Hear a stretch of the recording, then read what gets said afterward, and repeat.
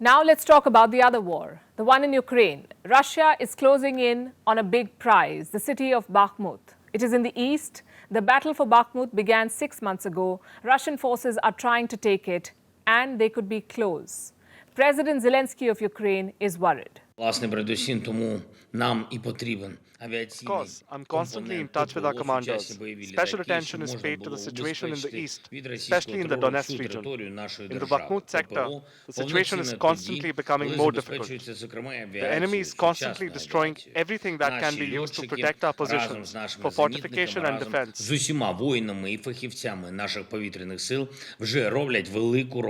That doesn't inspire confidence. The commander of Ukraine's ground forces spoke out too.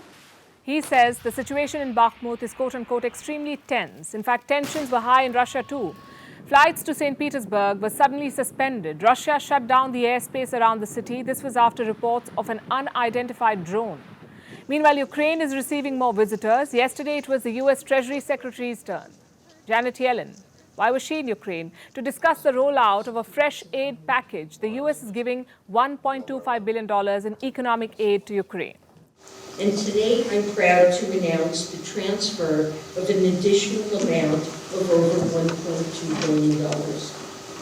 That's the first tranche of about $10 billion in direct budget support that the United States will provide in the coming months. But like the past year proved, money will not be enough. It might help Ukraine continue the fight, but it will not end the war.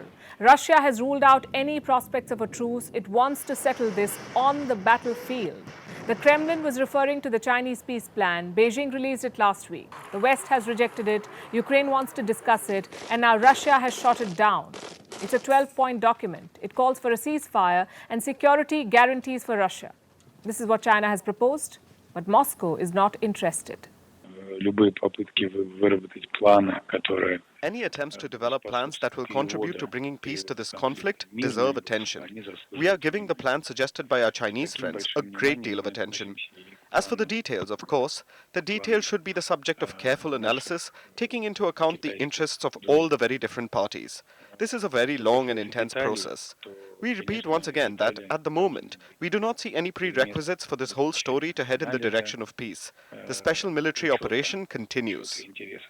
The special military operation continues. With those words, the fate of China's peace plan was sealed. Neither the West nor Russia is interested, but Beijing has not stopped trying. Today, China welcomed a key ally of Putin, Alexander Lukashenko, the president of Belarus. He is on a 3-day visit to China. Xi Jinping extended a personal invitation to Lukashenko. China and Belarus are upgrading their relationship. There's a new name for it, an all-weather comprehensive strategic relationship. That's how Beijing and Minsk describe their ties now. Is this a step towards armed support for Russia? China is not revealing its cards yet, but Lukashenko has shown his hand. Just before he left for Beijing, this is what he said. Despite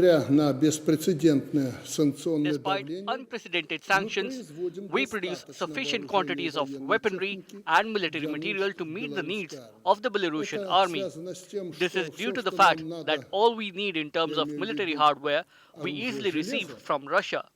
But as far as microelectronics, optical electronics, optics, etc. are concerned, thank you to those who preserved the legacy of the Soviet Union. And therefore, together with Russia, we are capable of manufacturing any type of weapon. Russia and Belarus can make any weapon together. That's a strong statement of support. But the timing may be a little off. Just yesterday, a Russian military plane in Belarus was targeted. It was targeted by an anti-government group.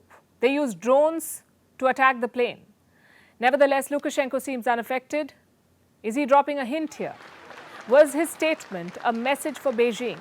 Will China be willing to take that step, form an alliance with Belarus and Russia, a new axis against the West? Chinese diplomats won't share the specifics, but they continue to target the U.S.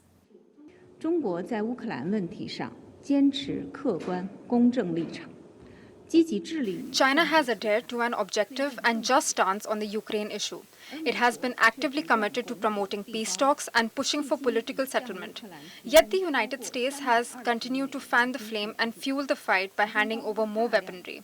It has provided Ukraine with over $32 billion in military aid, including large amounts of advanced weapons and equipment. The United States is not stepping back either. It is maintaining pressure on Beijing. China likes to say that it's neutral.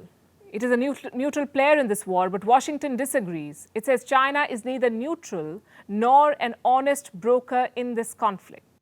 We are concerned that the PRC is contemplating providing lethal assistance to Russia for Russia's use in Ukraine for a number of reasons, including for the impact it would have on the battlefield inside Ukraine, but also because the PRC has attempted to maintain this veneer of neutrality. The PRC has told the world that essentially it is not taking a position, but rather it has tried to portray itself as an honest broker.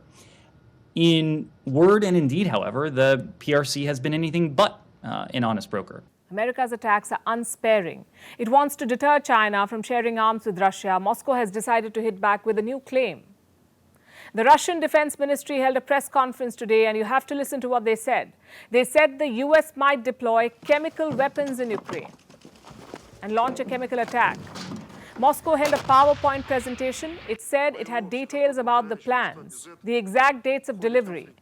Russia claims to know when Ukraine will get these chemical weapons and their antidote.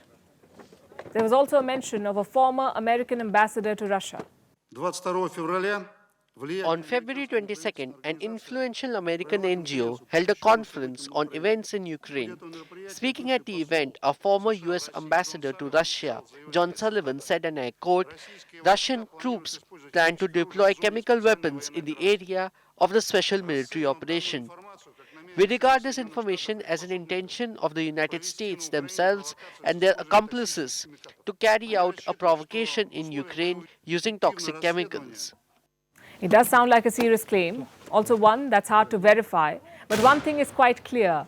The war is taking dangerous turns. Last week, Putin escalated the nuclear threat, and now there's talk of chemical weapons. We hope this does not get out of hand.